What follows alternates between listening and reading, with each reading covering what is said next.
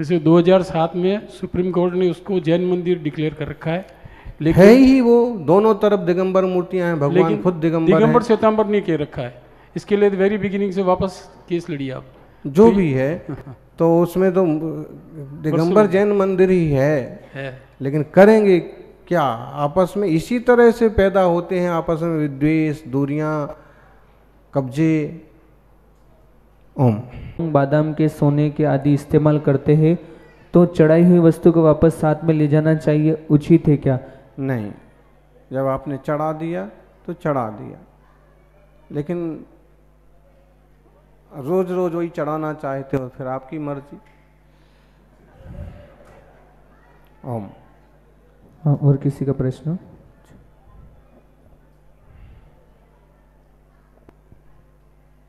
सही मार्ग तो ये है कि जब समर्पण कर दिया, दे दिया, दे दिया, चढ़ा दिया, चढ़ा दिया, वो भी तो निर्माल हो गए। अकेले चावल थोड़ी निर्माल होते हैं, वो भी निर्माल हो गए। मंदिर की कोई भी चीज़, मंदिर की दुकान, मंदिर की ज़मीन जायदाद, अगर हम सही ढंग से सही विनिमय, सही दान, सही किराया दे के उपयोग नहीं कर रहे तो वो भी निर्माल भोग रहे। ओम।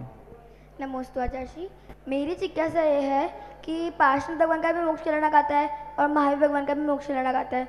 तो जब महावीर भगवान का मोक्ष चलाना गाता है तो उस दिन तो सब दिवाली मनाते हैं, मिठाइयाँ बांटते हैं, अच्छे अच्छे कपड़े पहनते हैं। तो जब पार्षद भगवान का मोक्ष चलाना गाता है तो उस दिन सब उपवास क्यों करते हैं? पार्श्वनाथ भगवान की इस कल्याणक से, इस दिन से कहानी जुड़ी हुई है। इसीलिए तो अभी हम कह रहे थे मुकुट सप्तमी की इस शब्द और शब्द के पीछे की कथा क्या है, उस पर भी खोज होना चाहिए। तो और एक बात है कि उपवास तो महावीर भगवान के निर्वाण कल्याणक पर भी लोग करते हैं, कई सारे लोग करते हैं उपवास। अब मुनिराज तो करते ही हैं 14 का, तो बहुत सारे लोग करते हैं उपवास, लेकिन उसमें बच्चे वगैरह नहीं करते हैं क्योंकि वो दीपक जलते हैं, मिठाइयाँ सब लोग खाते हैं, तो वो उपवास नहीं कर सकते। तो सबको मिठाई खाते देखें तो रह पाएंगे चुपचाप, खाने को दौड़ेंगे वो तो, इसलिए बच्चे लोग नहीं करते। बाकी बड़े लोग करते भी हैं निर्वाण, और जो पंच कल्याणक के व्रत करते हैं वो तो मोक्ष कल्याणक कोई भी आएगा उपवास करेंगे।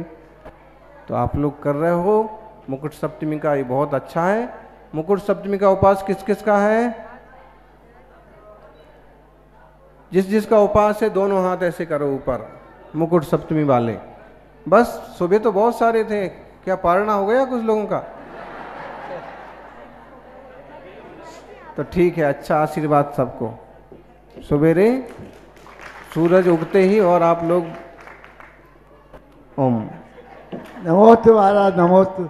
शांतिनाथ भगवान के अर्घ में पंच चक्रवेशी शब्द आया है, तो इसमें क्या तात्पर्य है? ये उपाधि और भी तीर्थंकरों को दी गई है क्या? 3 तीर्थंकर हैं जिनका जन्म हस्तिनापुर में हुआ। कौन कौन से? और उनके 3 पद हैं। कौन कौन से? तीर्थंकर, कामदेव और चक्रवर्ती। और इसलिए शांतिनाथ भगवान चक्रवर्ती हैं। कौन से नंबर के चक्रवर्ती हैं?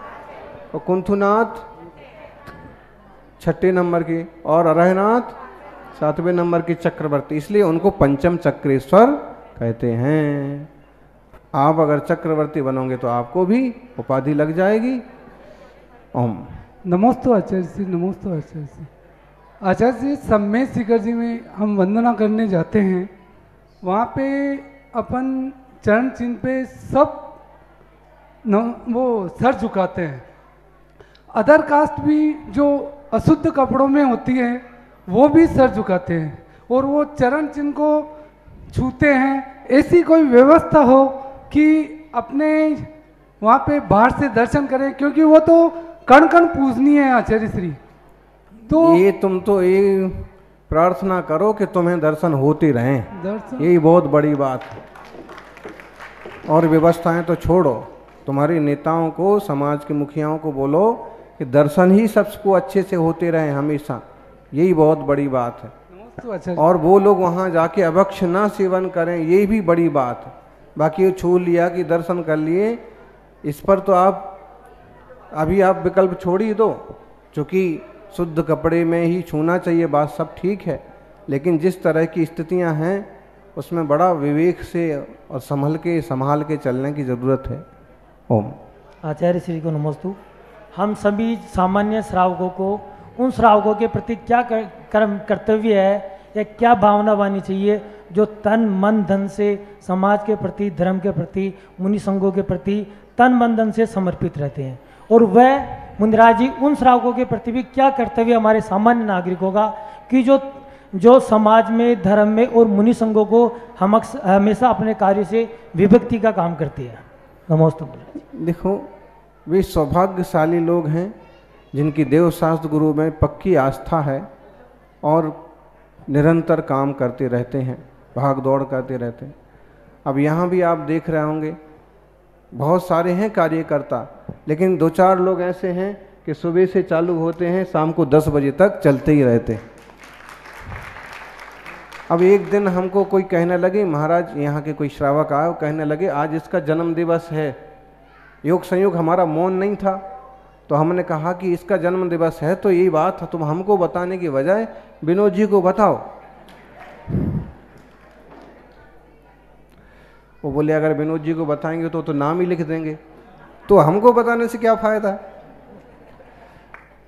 तो समाज में जो काम करते हैं उनको सब आगे पीछे का सोचना पड़ता है, करना पड़ता है, जोड़ना पड़ता है, और देखा जाए तो कई बार सम्मान भी उसको ही मिलता है और कई बार खिंचाई होती है। तो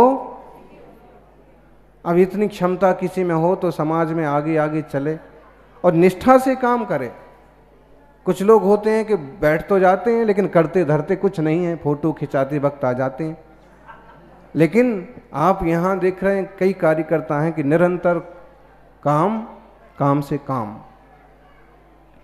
तो वो तो निश्चित रूप से आशीर्वाद के पात्र होते हैं और समाज जनों को उनका मान बनाए रखना चाहिए।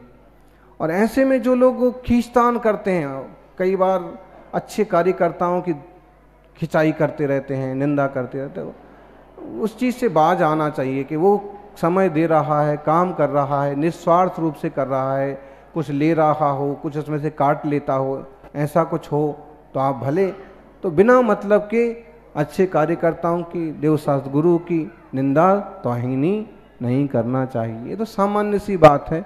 अच्छा कोई काम करे तो उसकी अनुमोदना करो, और किसी में कोई गलतियां हों तो या तो प्रेम से बैठ के उन्हें समझा दो, और नहीं तो पीठ पीछे तुम उनकी मलानत मत करो। ओम। नमस्ते आचार्य श्री। आचार्य श्री, जीवन यापन के लिए कर्म करने पड़ते हैं, कर्म करते तो बंधते भी हैं। मेरा आपसे निवेदन कि बंधे हुए कर्म को कैसे काटें। तत्वार्थ सूत्र का अभ्यास प्रत्येक व्यक्ति को होना चाहिए। बड़ी अच्छी व्यवस्था, चूंकि इसके बड़े ग्रंथों के नाम हम नहीं ले रहे, लेकिन इसमें ही 6वें, 7वें, 8वें अध्याय में आश्रव की बंध की जबरदस्त चर्चा है। और 9वें अध्याय में, पहले तो 7वें अध्याय में ही कई तरीके बताए कि आप कर्म बंध से बचें। उसके लिए आप मृतों को अपनाएं, अणुव्रतों को अपनाएं, शालीनता को अपनाएं, मैत्री भावना को अपनाएं, बहुत ही साफ सुथरे हो जाएं, सम्यक दर्शन प्राप्त करें, देश व्रत प्राप्त करें। और फिर 9वें अध्याय में तो और विशेष रूप से तप और निर्जरा की चर्चा है, संभर निर्जरा की बात है। तो हमारी समझ से तो तत्वार्थ सूत्र या उसकी टीका ग्रंथों का थोड़ा अभ्यास करें और सामान्य शब्दों में कि अपन देवशास्त्र गुरु से जुड़ के रखें, मन स्वच्छ रखें, सहज रहें, शांत रहें और थोड़ा सा आत्म तत्व का चिंतन करें, तो निश्चित रूप से बंधे हुए कर्म किसी न किसी मात्रा में नष्ट होंगे और व्रती बन जाएंगे। तो फिर कहना ही क्या। आज ही 2 प्रतिमा के व्रत लिए 2-3 श्रावक श्राविकाओं ने, किन किन ने लिए, खड़े हो जाओ। और आज इन त्यागी व्रतियों ने दीक्षा के लिए श्रीफल चढ़ाया। कितने बैठे हैं आपके सामने? हाँ, पन्ना लाल जी, भैरू लाल जी और रतन लाल जी और रजनी लाल, इधर रजनीकांत है। हाँ, 2-5 साल बाद वो भी ऐसे दिखेंगे। तो ये और वो दादी माँ और 1-2 श्रावक और हैं। तो अब उनने ये क्यों कर रहे हैं ऐसा? क्योंकि देश व्रत लेने से विशेष रूप से शांति आती हो, विशेष रूप से निर्जरा होती है। ओम। नमोस्तु आचार्य श्री। पंक नहीं पंकज बनूं, मुक्ता बनूं नसीब, दीप बनूं जलता रहूं, गुरु के चरण समीप कैसे संभव? कोशिश करो तो सब कुछ संभव है। पंख मत बनो, कीचड़ मत फैलाओ, पंकज बनो कमल की तरह। और शीप नहीं बनो, मुक्ता बनो, मोती की तरह चमको। शीप तो ठीक है, और पंख नहीं, पंकज बनो, मुक्ता बनो, न शीप। दीप बनूं, दीप बनिए, जलता रहूं गुरुपद। एक तरह से समर्पण की बात है कि पूरी श्रद्धा समर्पण से गुरु चरणों में अर्पित हो जाना चाहिए। वैसे आपको तो प्रवचन करना भी आता है, आप ही अगर सूर्यफल चढ़ा दो संयम के लिए तो बढ़िया बात हो जाए। ओम तो एकदम सार्थक हो जाए। समीप, समीप कैसे होगा? अभी तो इतनी 5 फुट की दूरी है, 10 फुट की, और ये समीप ये हैं, थोड़े और समीप हो जाएंगे। लंगोटी उतर जाएगी तो, इनके चादर उतर जाएंगे तो और समीप हो जाएंगे। और वैसे हृदय से तो समीप सबको होना ही चाहिए। ओम। और किसी की कोई भी जिज्ञासा हो तो गुरुदेव के समक्ष रखकर अपनी जिज्ञासा का समाधान प्राप्त करें।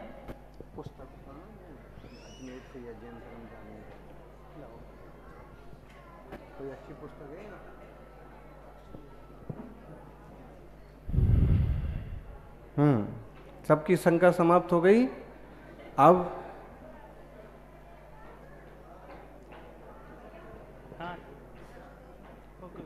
अच्छा अच्छा बोल दीजिए। हेलो, नमस्ते आचार्य। गुरुवार जहाँ भी खुदाई होती है, अपने दिगंबरी प्रतिमा वो निकलती है, तो सितंबर लोग बोलते हैं कि मूर्तियाँ हमारी और आधी मूर्तियाँ ले जाते हैं, एडजस्टमेंट करते हैं, तो ऐसा क्यों? दबाओ। गिरनार का विषय ले लो, नैमिनाथ भगवान का मोक्ष कल्याण का स्थान है, चरण बना है, मूर्ति बनी है, फिर भी अधिकार शक्ति उसका दुरुपयोग, तो आप सक्षम हो जाएंगे तो कोई ऐसा नहीं कर पाएगा। नहीं तो फिर जो कुछ चल रहा है चल रहा है। और कोई पूछना हो ईडर से संबंधित, पहले के प्रवास से संबंधित, तो पूछ लीजिए। नमोस्तु गुरुवर। कुछ समय पहले कुछ प्राचीन मंदिरों के दर्शनों का सौभाग्य प्राप्त हुआ, तो दर्शनों में वेदी के पीछे भी पूरा मंदिर, पूरी वेदियां बनी हुई है और उनमें कांच भी लगे हुए हैं, तो ऐसा क्यों? वेदियां तो बनी रहना चाहिए और कांच वगैरह भी सुरक्षा की दृष्टि से लगे रहना चाहिए। और जो प्राचीन मंदिर देखना है तो आप तमिलनाडु में देखिए, केरला में जो कुछ बचे हुए हैं वो देखिए, वो प्राचीन मंदिर हैं। और बाकी अपने यहाँ 100-200 साल पुराने मंदिर भी प्राचीन कहलाते हैं। संस्कृति की, पुरातत्व की संभाल करना चाहिए। ओम। महाराज जी के चरणों में त्रिवार नमोस्तु।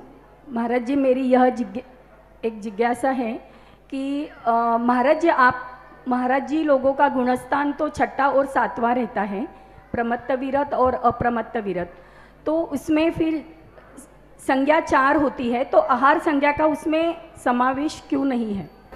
भय, परिग्रह और मैथुन, ये 3 तो उसमें आते हैं, लेकिन आहार संज्ञा नहीं बताई जाती है। 6ठे गुणस्थान में 4 संज्ञाएं हैं, नहीं 7वें में, लेकिन 7वें गुणस्थान में जब शुद्धोपयोग बनता है ना, अत्यंत निर्मलता बनती, थोड़े समय की, उसमें वो वाली दशा नहीं बनती है, आहार संज्ञा वाली नहीं बनती है। और वेद वगैरह की उपस्थिति होने से उसे 9वें गुणस्थान में जाके खत्म किया गया है। भय वहाँ जाके खत्म होगा। अच्छा, हाँ, तो उनकी उपस्थिति है, सत्ता में है, सत्ता में है, वो अच्छा। दखल नहीं देते हैं, तो उपस्थिति माने प्रकट नहीं है, लेकिन वो सत्ता में होने से उन 4 संज्ञाओं में से 3 की मान लिया जाता है। ओम। तो उनके ब्रह्मचर्य व्रत होता है पूरा। तो जब ऐसे 6ठे गुण स्थान में हैं तो हो सकता है कि उन्हें परिणाम तो निर्मल ही होते हैं, फिर भी उस तरह का कोई विकल्प हो जाए, अतिचार हो जाए, मन में कोई भावना आ जाए ये अच्छा है ये बुरा है। लेकिन जैसे सात्विक गुण स्थान में जाते हैं, शुद्धोपयोग में जाते हैं, तो वो भावनाएं भी समाप्त हो जाती हैं और निर्मलता बढ़ती जाती है। ओम नमस्ते आचार्य महाराज।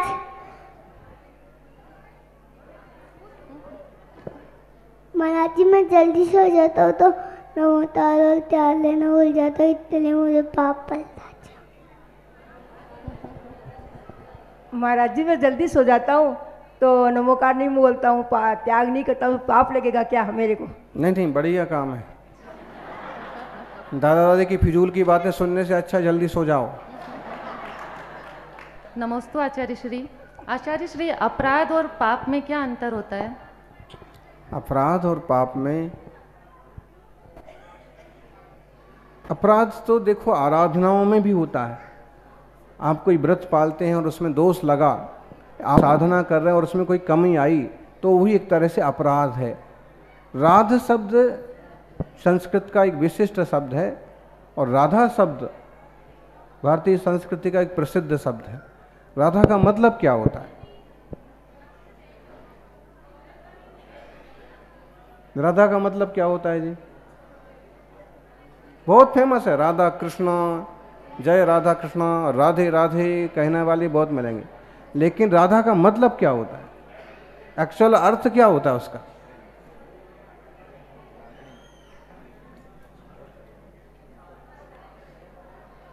राध का मतलब होता है आराधना, राध का मतलब होता है साधना, और राधा का मतलब होता है साधनामय जीवन।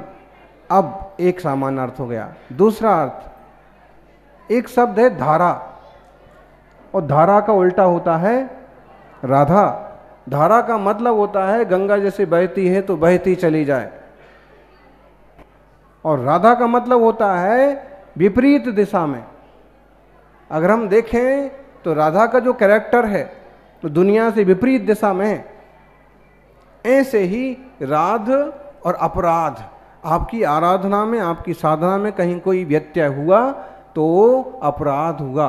लेकिन पाप, जिसे लोग भी पाप कहते हैं, हिंसा, झूठ, चोरी, कुशील आदि, जब उसका रूप बड़ा हो जाता है तो वो पाप की श्रेणी में चला जाता है। क्योंकि लोग व्यवहार में दोनों को एक ही मान लेते हैं।